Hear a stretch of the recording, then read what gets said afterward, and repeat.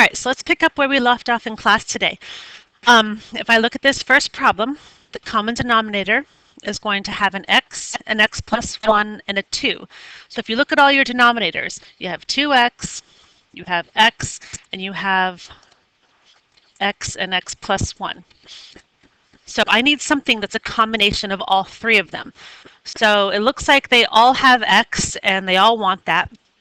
So there you have it. I just need to go around giving 2 and also x plus 1. So it looks like in this first problem, I need to give this a 2 to make it match my common denominator of 2x and x plus 1. So my decision here is to have a 2, an x, and an x plus 1. All right. On the next fraction, it looks like I need to give a 2, so I'm going to put that 2 right here, and also an x plus 1. So I'm giving the 7 a 2 and an x plus 1. Over here with the 5, the 2x has the 2 and the x, so all it needs is x plus 1. So I'm giving this x plus 1. I'm giving this x plus 1. So ultimately, once all the denominators match, I could care less about them. They all match. I just need the numerators to make an equation and solve that. So up here I have 2 times 4 minus 7 times 2 and x plus 1 equals 5 times x plus 1. I need to solve this. So I have 8 minus, let's see, this is a 14 with an x plus 1 equals, and I can multiply this out, 5x plus 5. All right, so let me multiply the 14 through right here. So I have 8 minus 14x minus 14 equals 5x plus 5. Let's clean up this left side. The 8 and the minus 14 come together, make a negative 6. Minus 14x equals 5x plus 5. All right, I think I will add 14x to both sides. So I get 19x plus 5 equals negative 6. So I will then take away 5 from both sides. So I will have negative 11 equals 19x. So I will get negative 11 over 19 as my answer. Okay, now we should have also at the beginning set our excluded values. So when I look at the denominator, I would never let x be negative 1 because that would cause the denominator to be 0.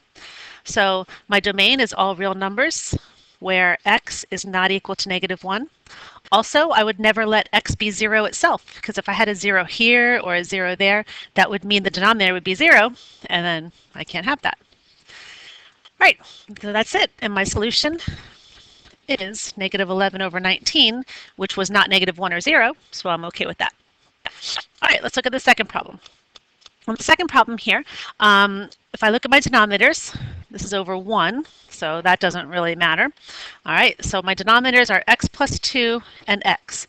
So basically, my decision for a common denominator is going to be these two things, x and x plus 2. So I'm going to go around giving what they don't have. All right, so this x plus 2, he's going to need an x. So will this.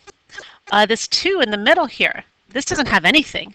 So he needs both. He needs both x and x plus 2. And the bottom also gets it, x and x plus 2, but that doesn't matter as much because we're doing that for everything.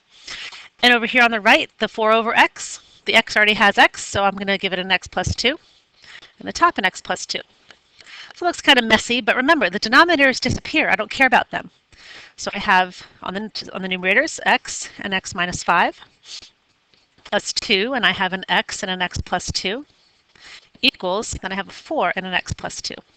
So the beauty of this is that all the fractions are gone. I just have this equation to solve. So let's multiply this out. So I get x squared minus 5x plus 2x squared plus 4x equals 4x plus 8. All right, let's clean up the left side. 3x squared minus x, to clean that up, 4x plus 8. So I'm going to take away 4x here, and I'm going to move that 8 over, so take away 8 here.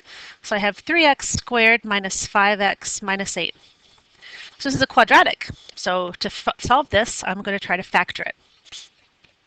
I'm going to give you ones that factor for now. So I got 3x and x. If I split this up into, let me see, 8 and 1. So let's just do 8 and 1. So the outside part is producing a 3x, the inside an 8x. So if I make my 8x negative, my 3x positive, and there's my answers. My answers are 8 over 3 and also -1 from the two parentheses. All right, so answers are 8/3 and -1. And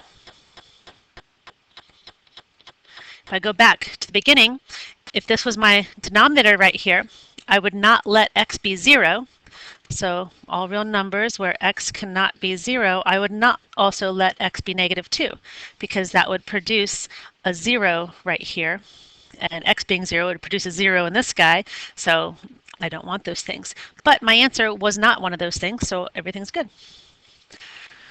All right, so when I'm looking at this problem, let's go ahead and do our domain first like we should.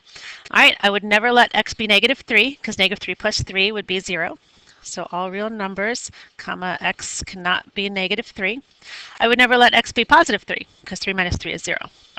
Well, if you go over here to the other side, this factors into x plus 3 and x minus 3. So the thing on the right is just a combination of the other two. So it just really matches what I already said. All right, so my common denominator. Hopefully you can see that this one has everything that is on the left. So basically I just need to give what they don't have. So this one right here would get an x minus 3. And I would go ahead and write that over on the other side. The 2, this x minus 3 is going to get an x plus 3. So I'm going to give that an x plus 3.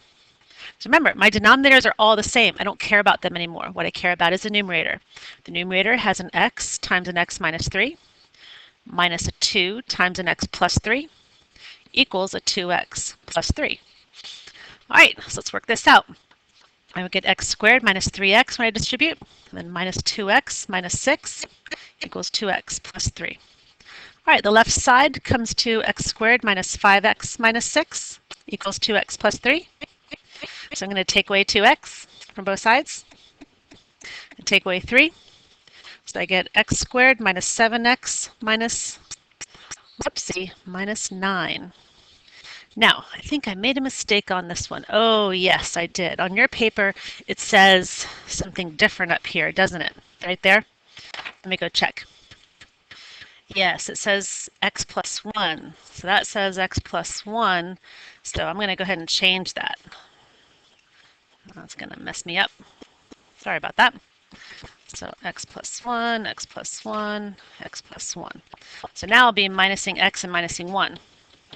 So I will get x squared minus 6x minus 7. All right, so let's factor that.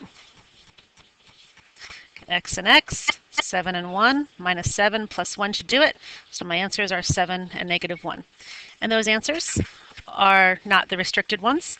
So 7 and -1. There we go. All right, so your job is to do the problems on the back. Bye-bye.